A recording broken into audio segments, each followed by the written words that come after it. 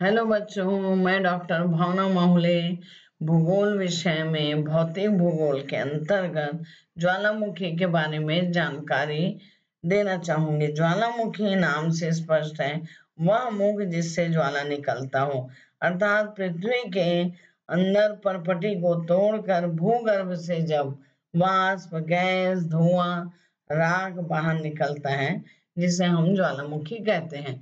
ज्वालामुखी के अंतर्गत आप परिभाषा, उनके प्रकार और प्रभाव के बारे में अध्ययन करेंगे। ज्वालामुखी की परिभाषा वाल्सेस्टर महोदय ने निम्न प्रकार से दी है। ज्वालामुखी वह क्रिया है जिसके अंतर्गत पृथ्वी के भूगर्भ से गैस, लावा आदि पदार्थ पृथ्वी के बाहर धरातल पर आकर स्पष्ट रूप से प्रकट होते हैं। इससे ज्वालामुखी स्पष्ट हो गया। ज्वालामुखी के उद्गार के अवधि के अनुसार 3 वर्गीकरण हैं। पहला, जागृत या सक्रिय ज्वालामुखी, जिसमें सदैव ज्वालामुखी निकलती रहती है, उद्भेदन की क्रिया चलती रहती है, उसे सक्रिय ज्वालामुखी कहा जाता है। इसका उदाहरण है भूमध्य सागर के निकट स्ट्राम्बोली व इटली का इटना ज्वालामुखी। दूसरा प्रकार है प्रसुप्त ज्वालामुखी।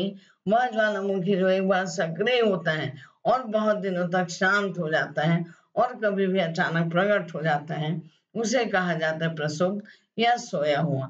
इसका उदाहरण है इटली का विसुयस और क्राकाटोआ ज्वालामुखी। तीसरा प्रकार है शांत ज्वालामुखी। ऐसे ज्वालामुखी जो लंबे समय तक जिसमें से उद्गार नहीं होता, शांत हो जाते हैं और वहां झील आदि का निर्माण हो जाता है। इसका उदाहरण है म्यांमार की पोपा और भारत की लुनार झील। इसके साथ ही हम ज्वालामुखी के प्रभाव के बारे में जानकारी लेंगे। ज्वालामुखी का हानिकारक प्रभाव भी होता है और लाभदायक प्रभाव भी होता है। तो ज्वालामुखी का जब विस्फोट होता है, उससे जो गर्म लावा गैस निकलते हैं, उससे धरातल पर पाई जाने वाली वनस्पति, जीव जंतु और जहां उसका उद्गार होता है, समस्त गांव शहर नष्ट हो जाते हैं।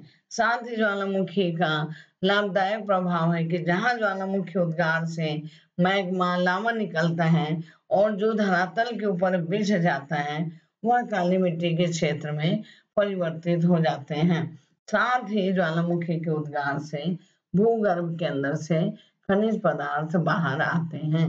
यह है ज्वालामुखी के प्रभाव के बारे में। धन्यवाद।